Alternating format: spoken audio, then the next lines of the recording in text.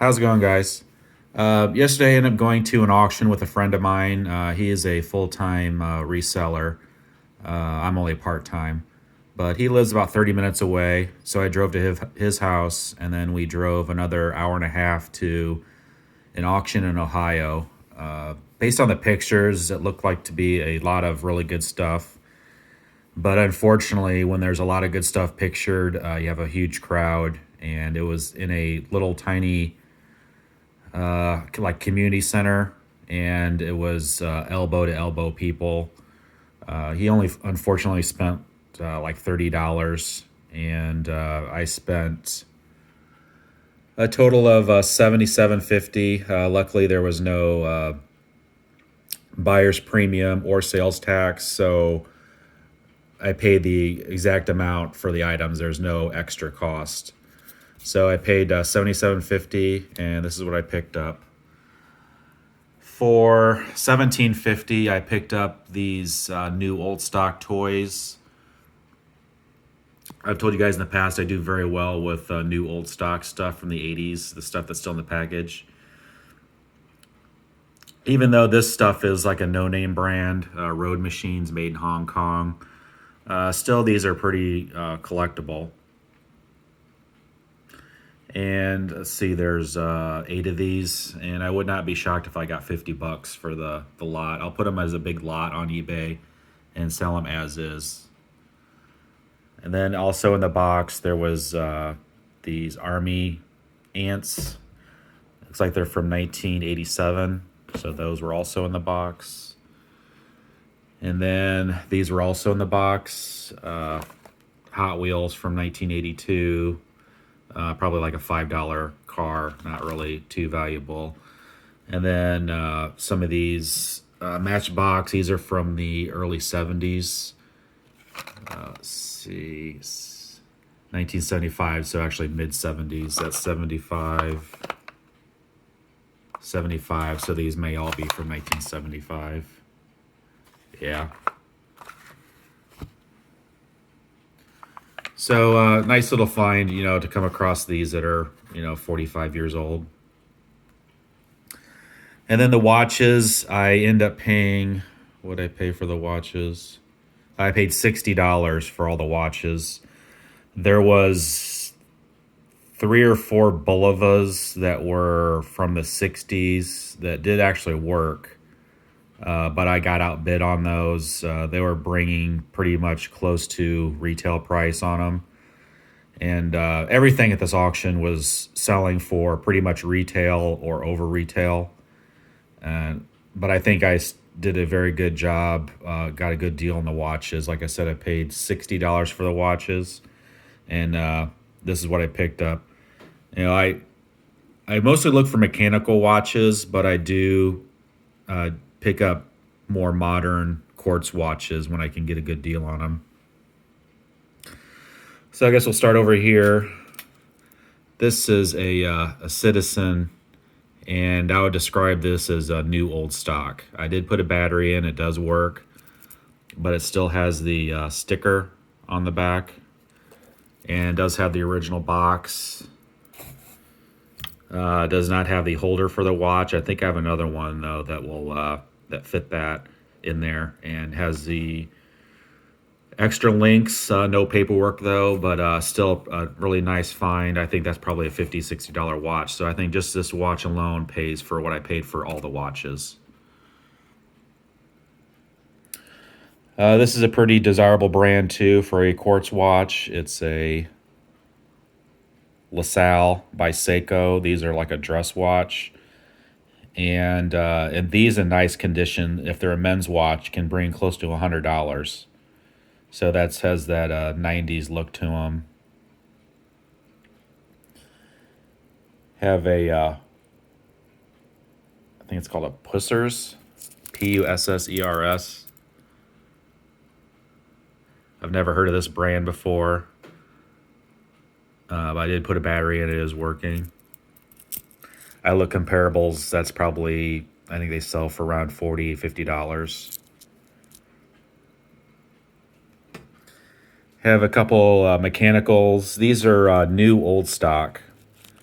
These are some type of advertising pieces by Champion Spark Plugs. And like I said, these are wind up. And this one does not have the like a tag on the back, but this one does.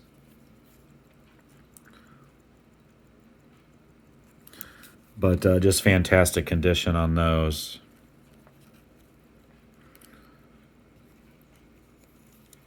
Then I have a Carlisle. This is also a mechanical watch.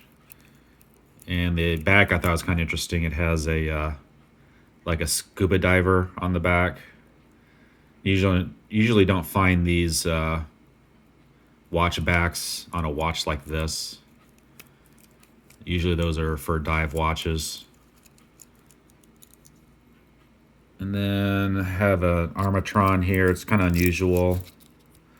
I did not have the battery for this.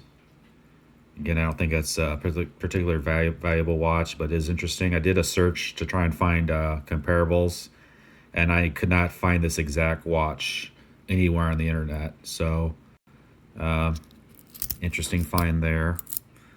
The LaSalle, I did not have a battery, so I had to order one. Then I have this, they call these jump hour watches, and this is actually a quartz. This brand doesn't look to be very expensive, but a jump hour watch, it is working. Nice little find there. Have this watch, it's a mechanical, it is working, and it's made by US Time, which is a predecessor to Timex. Have this other US Time over here, and unfortunately this one is not working. Let's see, probably the most valuable watches are these three over here. So, and they all are working. So this is a Citizen Navatachi, or Navatach, I should say. It's a very large watch. I'm guessing 40 millimeters or more. And it's a ProMaster, like a flight type watch. Looks like these can bring up to between $50 and $100. And then I have a like a chronograph. This is also a Citizen. And I need to work on this a little bit. I cannot get the red hand to set to the top 12 o'clock mark. So I have to work on this a little bit, see if I can get that to reset correctly. But it is working and keeping time. I've seen broken ones of these sell for $50, and it looks like in a pretty nice shape working, these sell up to like $150. So very nice watch. Kind of reminds me of the Paul Newman Daytona Rolex. Has that white with the blue panda look to it. So I'll probably end up keeping this for a while. I like this watch. I'll probably actually wear it today. And then one of the most unusual watches, this is like a no-name brand. It looks like it does have some wear on the edges. But I've only found two of these on the internet.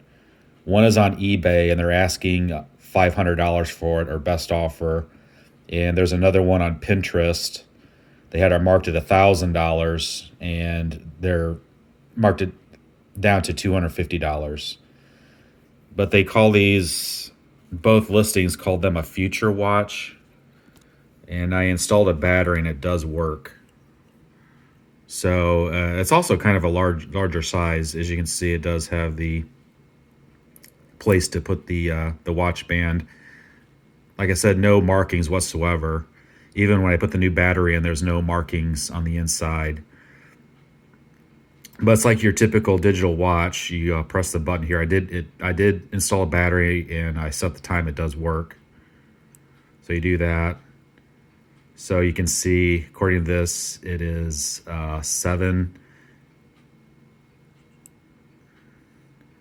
It kind of lights up the number next to it, but it is 7/26. If you do it twice, it's the date.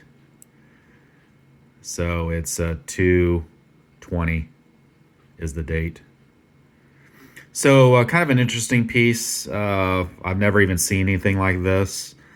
Like I said, I do not know which company manufactured this watch, but still a pretty interesting, cool piece. I'll probably end up selling it on eBay, and I'll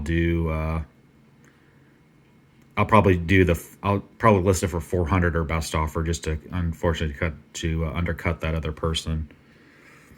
But yeah, these are my pickups for yesterday. Again, thank you guys for watching, and I'll see you next time.